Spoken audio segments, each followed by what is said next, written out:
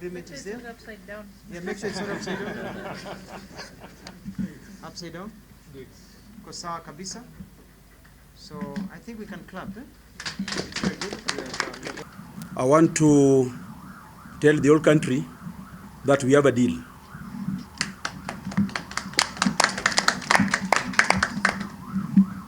We have taken the low-hanging fruits. The rest of issues will be completed in 1 month's time. Thank you very much. We have had a long engagement with our unions as our partners, and we are very happy that with the intervention of the government at all levels today, we've been able to come to a mutual agreement. We gather here to say simply that we have gotten a breakthrough that then makes me to tell our members that we have a deal. We have been striking and we have struck until we have striken a deal. And so we are happy to tell our members that once we execute this particular deal, the strike is over. Parties have agreed as follows. The union shall immediately call off the industrial action upon the execution of this agreement, and will be signing the agreement in front of you right now as soon as your people bring them down. Number 2, no member of the unions shall face victimization or disciplinary action for participating in the said industrial action. The employees of the various unions and their constituent colleges shall collaborate with the employer to establish a viable plan for recovering any teaching and learning time lost due to the strike. For academic staff, this is for academic staff, the employer undertakes to immediately pay the basic monthly salary at the rates advised by the government with the interministerial committee as follows. For grades 13, 14, and 15 at 7%, and for grades 10, 11, and 12 at 10%. I want to thank the Minister for Treasury, Honorable Mbadi, for agreeing, and we've consulted him, we've been on phone with him, we've talked with Treasury, with SRC, with everybody who was involved, and we've looked for money, and we've been able to add slightly more money than what was given to enable us to strike this deal.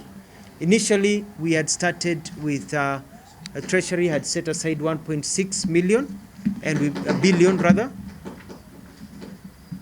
and we've been able to add 800 million to bring the figure to 2.4 billion to start with, which will take care of the pending issues that have not been paid as we move forward. As you've heard from the speakers who've spoken before me, this is the beginning, that there will be a meeting now from the 27th to discuss all the other things of the cycle years continuing and the CBAs. Number 5, automatic annual increment shall be computed at 4% of the basic salary for the 2 years of the CBA cycle 2021-2025, starting at 1st July 2023. Retirement age. Retirement age is set as follows for academic staff. This is for academic staff. 70 years for assistant lecturers, graduate assistants, and tutorial fellows. 74 years for lecturers, associate professors, and professors. So if you are an assistant lecturer, you are a tutorial fellow, and you want to retire at a later age, rudi shule upate PhD, upate promotion, ukue full lecturer. Then you qualify for that band. So there's a difference in terms of qualification and experience that will come in there. For the other employees of KUSO, the retirement age for staff in the teaching laboratories and the university librarians is harmonized and set at 65 years. 65 years. So let me repeat that. For staff working in laboratories, working in libraries, Other staff, it is set at 65 years. For academic staff, for tutorial fellows, assistant lecturers and below is set at 70 years. And for lecturers, senior lecturers, associate professors and professors is set at 74 years. There's a transitional clause because we are saying that anybody who is now being hired will be subject to these new retirement ages. And there are other academic staff already who had signed contracts to retire at 75 years of some universities, and their existing contracts will remain until their retirement as set out in their contractual period.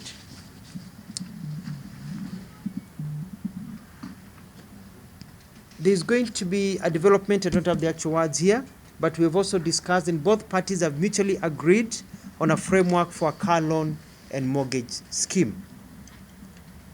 The Interministerial Committee will sit from 1 month, beginning of 1st October, to resolve the following pending issues: harmonization of other allowances, medical cover, internal CBAs, enhanced staffing in public universities and their constituent university colleges, budget for promotions, and budget for car loan and mortgage scheme.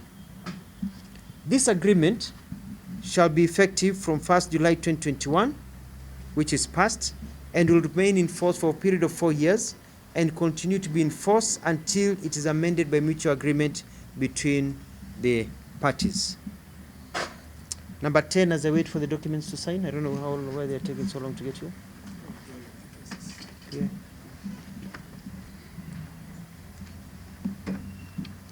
A national implementation committee comprising of representatives from both parties of the union and employer shall oversee the execution of the agreed details of the collective bargaining agreement. For the avoidance of doubt, the recognition agreement dated 28 October 2019 remains binding on all public universities and their constituent university colleges under IPUCCF and WASU. You happy with that?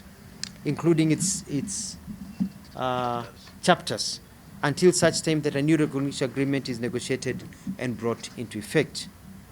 And that this agreement shall be binding on all public universities and their constituent university colleges under IPUCCF, as well as on WASU, FKE, not WASU, KUSU, and KODEA, and their chapters, and will take effect immediately upon signing. So that is where we are, and I want to thank my teams for agreeing to this. I will sign as an arbitrator. My job has been to arbitrate. I had to do a lot of convincing to convince Ministry of Education to agree, and also a lot of agreement, a lot of negotiation to convince the union. The union are very difficult, but I made them see sense, and they also made me see sense. And the Education Ministry walikuwa wamejifungia kwa ukuta, nikawavuta nikawalete kwa room. So at least we've been able to agree, and we have a way forward.